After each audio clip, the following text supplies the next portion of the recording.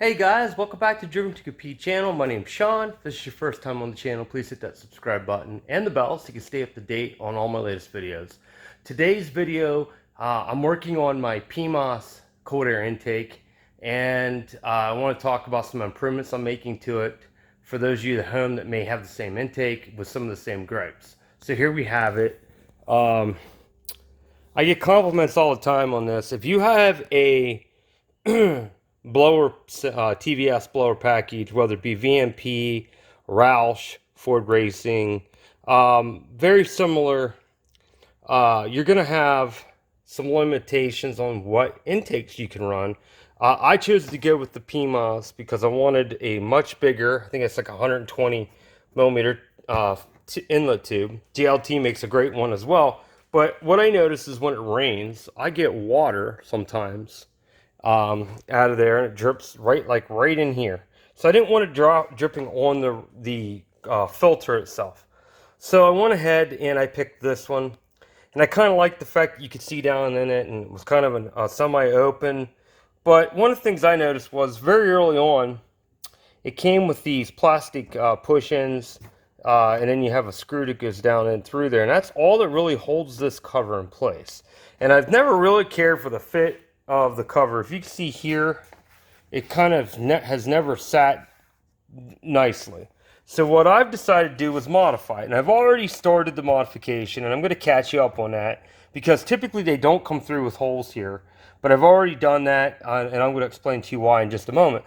But what I want to do is I wanted to show you that's what it comes through with, and my goal is to take some stainless steel hardware and a washer, and I chose this 1/4 inch washer because I need to be able to fit over the footprint, because as you can see, very similar in size. There is a mark already there, so I'm going to drop that in there. That's what it's going to look like when it's done. It's going to match all my polished underneath the car. Should look pretty cool. That's my hopes. In order to do that, I need to strengthen it. So I'm going to pick this up, I'm going to remove it, and I'm going to show you what I've done. I've decided to install rib nuts to hold this down. So what's a rib nut? Let me walk you back over here. So this is a rib nut gun, okay? And these are rib nuts. And all they are is you pop them in the hole, okay?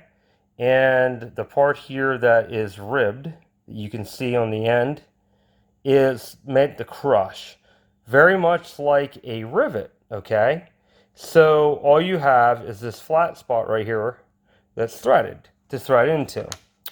Okay, so I went ahead and I ordered this kit off of Amazon. It was like 20 bucks. It came with everything I needed. Now I went ahead, and while I was at it, I went ahead and I bought a bunch of stainless steel, anywhere from an M8 down to an M3. In stainless as well for future use, but this comes through with M3, 4, 5, 6, and 8, and along with the tool in each size to allow you to do it. So my plan is to put these rib nuts in and to put that hardware in. Now I've gone ahead and I'm going to show you how to install rib nut, because you can see I've already done them. I've left 2 here, and then we're going to add 2 more down here and down here, because I want to hold the end of that acrylic or plexiglass down. So let's go ahead and I'll show you how to do rib nuts. Okay, so before we get started on that, I know you're going to want to know, well, how'd you choose your size? Well, here's the thing. It came through with M4 sized hardware. That's kind of thin, but you have this plastic, pretty beefy amount of coverage on the surface on the top you have to be able to fill in. So, and I wanted the holes to, if you put the M4 in there without this plastic in there like it was meant to be, you have a lot of play. And so I wanted to fill that hole in. So I was bouncing back and forth between an M6 and an M5. I wanted the M5 mainly because I thought that it might look overkill to do 18 of the M6s with washers. So I went with M5s. So I picked my M5 right? Rib nut. And then I have one of these guys. If you don't have one of these, it would be great to have one. So I went ahead, and this helps you to determine what diameter that is for a drill bit. So let me just reconfigure this for a second. So you drop it in and let it slide forward, and bear with me here while I do this. I'm gonna let it pick it up here. Okay, so there you have it. I left it slide forward. It's telling me I'm between 17/64 and 9/32. So I use 17/64 because I wanted it to be snug. So I went ahead and I drilled it out to 17/64. And I'm trying to do this while I look through the phone. There you have it. It's a snug fit. It will go in. So I'm going to show you how to install it onto the gun and how to set this up. So I already have one on there. It's screwed fast. I have it to where the threads are right to the end. Okay. And the first one I did, to set your stop here, I went ahead and I squeezed it till I knew I was to the threads. And then I screwed this down so that I knew where I needed to stop. So now, and I'll show you what I mean by that. So this right here, you're going to press down in, right? And there it is. And you're going to squeeze on this, right? You're going to compress it so far, and it's going to stop on that stop piece right inside there, okay? And that says that you can, because you can over stress these, okay? So I'm going to go ahead and I'm going to take this, back this off, and show you. Let me see if I can show you underneath here what that looks like. You can barely see the threads. Okay, gives you a very good understanding of what it is. So I'm going to go ahead and I'll finish unscrewing this.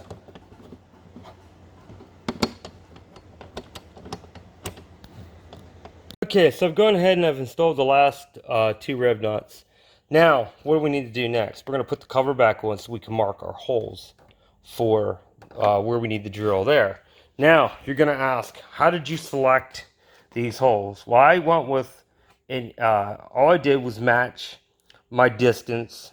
I tried to match my distance, tried to give myself a 1/2 inch and center to center the hole from the edge, and 1/4 inch from the center of the hole to the edge. I tried to do it over here the same way.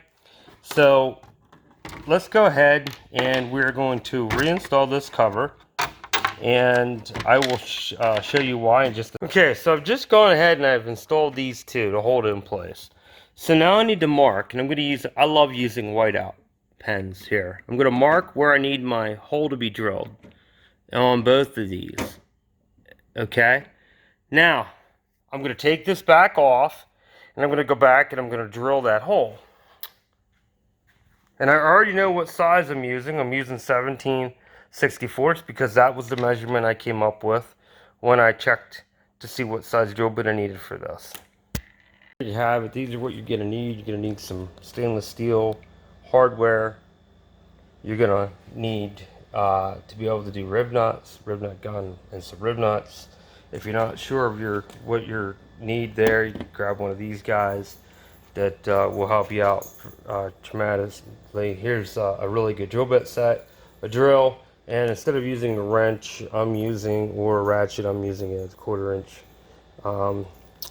impact. So those are your options, but at least it gives you an idea of the tools and what you're going to need to have available to you. So there you have it. Screws are all in place.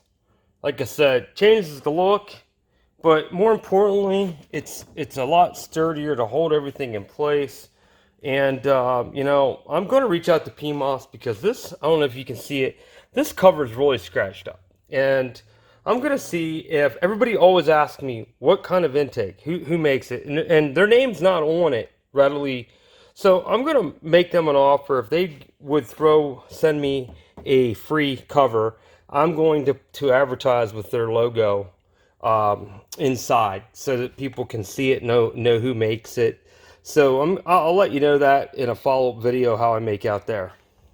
So there you have it. If you have a PMAS intake for a TVS blower assembly, and you're not happy with the way your cover fits and you've thought about how to correct it, I hope this video helps you out. Listen, this is just one of, I'm sure, many different ways that you could go about making changes to the lid or the cover itself. I chose to go this route. I chose to use the stainless because I have a lot of polished and I thought that would just help to dress it up a bit. Again, there's no right or wrong answer to how you want to proceed with this, but keep watching my videos, and all I can say is if you haven't already done so, please hit that subscribe button, and until next time, driven to compete, watch, like, subscribe. Have a great day.